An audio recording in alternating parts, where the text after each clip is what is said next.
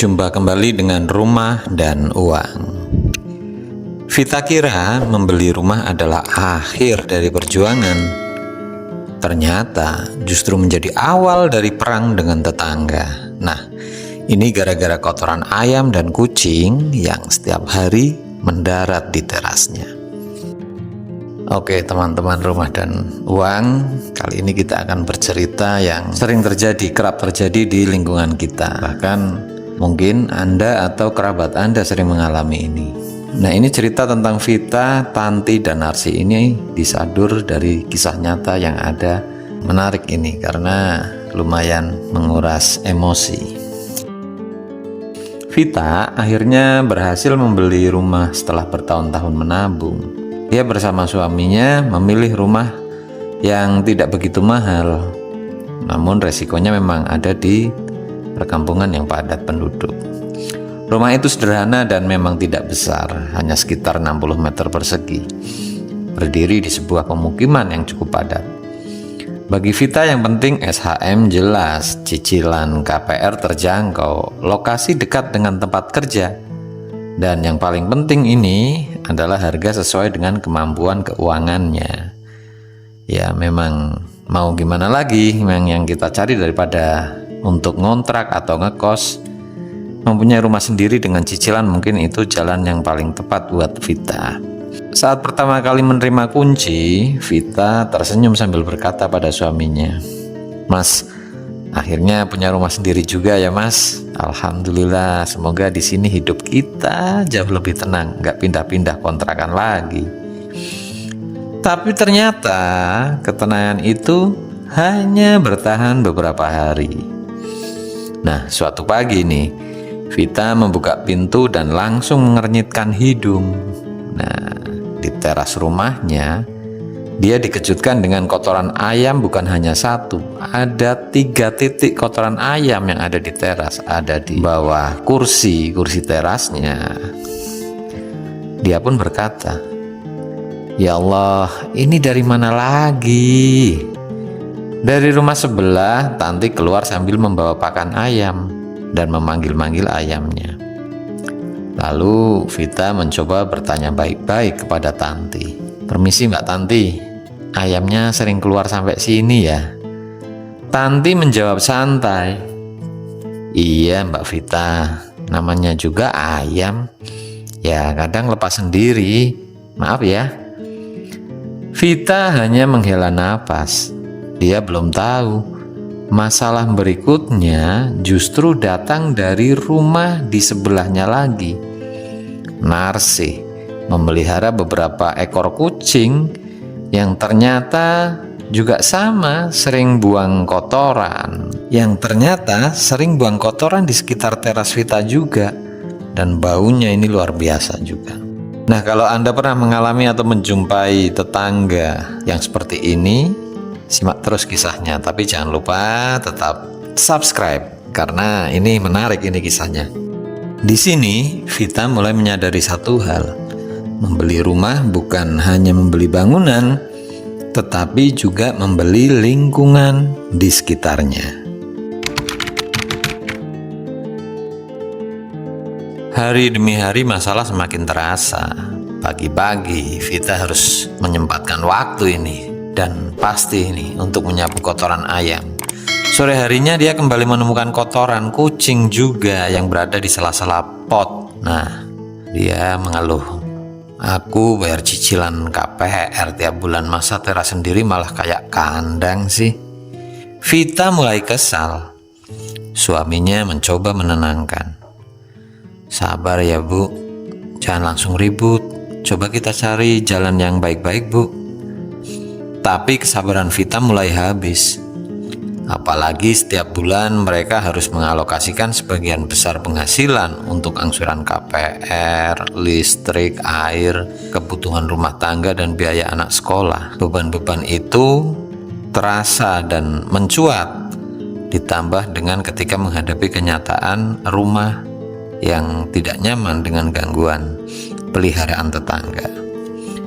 Suatu sore Vita menemui Tanti dan Narsi secara bersama-sama. Ini kebetulan mereka pas ada tukang roti lewat lalu sama-sama membeli.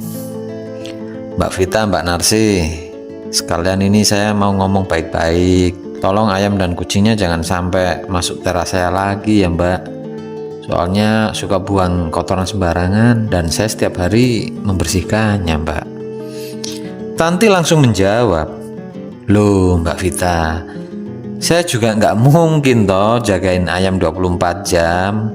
Namanya saja peliharaan, pasti kemana-mana, bukan ke rumah Mbak Vita saja kok. Dan nyatanya nggak ada masalah." Narsih pun ikut berkata, "Ya kucing saya memang biasa berkeliaran juga Mbak Vita. Masa saya harus kurung terus kucing saya? Namanya kucing kampung itu bukan cuma punya saya saja, itu ada kucingnya Bu Sari, ada kucingnya Bu Nani juga berkeliaran. Tapi kok kucing saya kok malah suka ke tempat Mbak Vita ini, nggak tahu juga Mbak Vita, maaf ya Mbak." Vita menahan emosi. "Ya Mbak, saya nggak minta dikurung. Saya cuma minta jangan buang kotoran di rumah saya." Malam itu Vita duduk di ruang tamu sambil menghitung pengeluaran. Dia mulai berpikir, kalau aku harus mengeluarkan uang lagi untuk bikin pagar atau tembok keliling atau pintu kecil atau pembatas-pembatas, berarti biaya renovasi rumah ini semakin membengkak dong. Rumah yang awalnya dibeli sebagai aset justru mulai terasa seperti beban. Vita baru memahami bahwa dalam dunia properti, harga beli bukan satu-satunya biaya. Ada biaya renovasi, pemeliharaan, lingkungan, bahkan biaya psikologis ketika lingkungan tempat tinggal tidak sesuai ekspektasi. Puncaknya terjadi pada suatu minggu pagi. Vita baru saja mengepel teras karena akan menerima tamu. Ada temannya dari luar kota yang ingin mampir ke rumah baru si Vita ini. Tapi tidak sampai 1 jam, seekor ayam milik Tanti masuk dan meninggalkan kotoran tepat di depan pintu. Nah, Vita dengan menggerutu dan sambil sewot itu membersihkannya. Lalu tidak lama kemudian teman-temannya pun datang. Mereka memuji rumah Vita yang nyaman dan bersih. Namun pujian itu tidak bertahan lama karena ada 2 ekor kucing milik Narsih datang. Dia langsung naik ke kursi teras. Nah, di situ mencakar-cakar kursinya seperti yang biasa dilakukan kucing. Bulu-bulunya bertebaran di situ. Vita akhirnya meledak. Cukup, saya sudah nggak tahan ini. Tak lama setelah teman-temannya pulang, Vita pun mendatangi rumah Tanti dan rumah Narsih secara bergantian. Tanti keluar rumah. "Kenapa? Ada apa lagi Mbak Vita? Kok teriak-teriak?" Vita menjawab dengan suara bergetar. "Ya karena saya setiap hari bersihin kotoran dari rumah kalian. Saya beli rumah ini pakai uang hasil kerja bertahun-tahun. Bukan supaya setiap pagi saya membersihkan kotoran hewan tetangga. Apalagi tadi ada tamu. Aduh." Narsih ikut keluar. "Ya Mbak Vita, jangan salahkan kami dong. Hewan kan nggak tahu, nggak ngerti batas rumah." Vita membalas, "Justru pemiliknya yang harus tahu batas Mbak." Suasana semakin panas. Beberapa tetangga mulai keluar melihat keributan. Suami Vita mencoba menahan istrinya. Sudah Bu, jangan sampai masalah ini jadi permusuhan satu RT." Vita terdiam.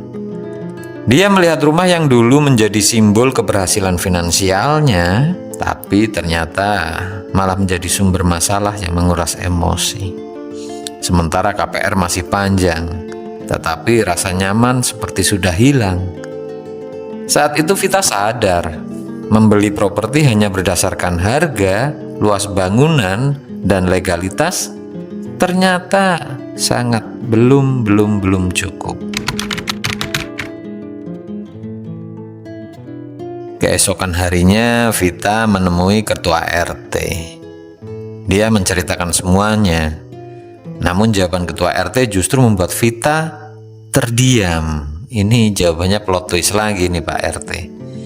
Bu Vita, sebenarnya masalah seperti ini itu sudah pernah terjadi dengan pemilik rumah sebelumnya, Bu. Vita terkejut.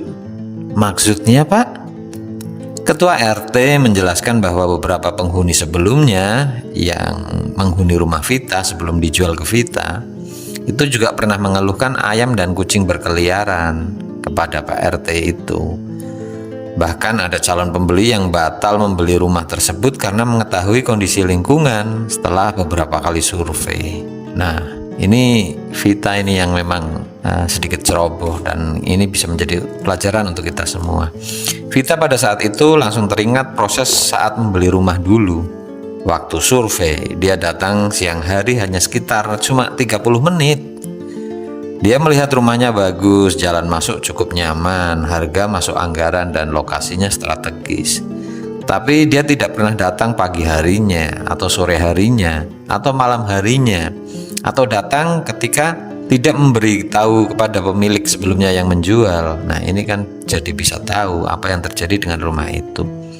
Itu untuk pelajaran kita juga ketika kita akan membeli rumah, baik itu rumah subsidi atau rumah komersil lainnya lah.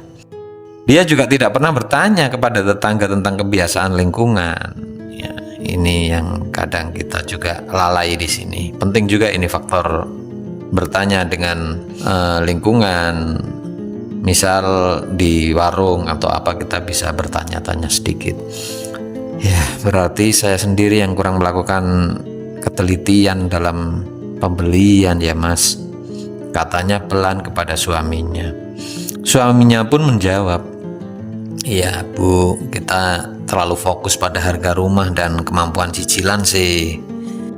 Akhirnya Vita mengambil keputusan yang lebih rasional. Sepulang dari Pak RT, dia berpikir dan berdiskusi dengan suaminya untuk tidak memutuskan pindah rumah lagi. Dia tidak langsung untuk menjual rumah karena biaya transaksi pajak, biaya KPR, dan potensi capital gain atau loss-nya harus diperhitungkan.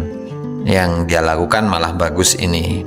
Dia mengajak Pak RT, terus Tanti dan Narsih duduk bersama di rumah Pak RT itu.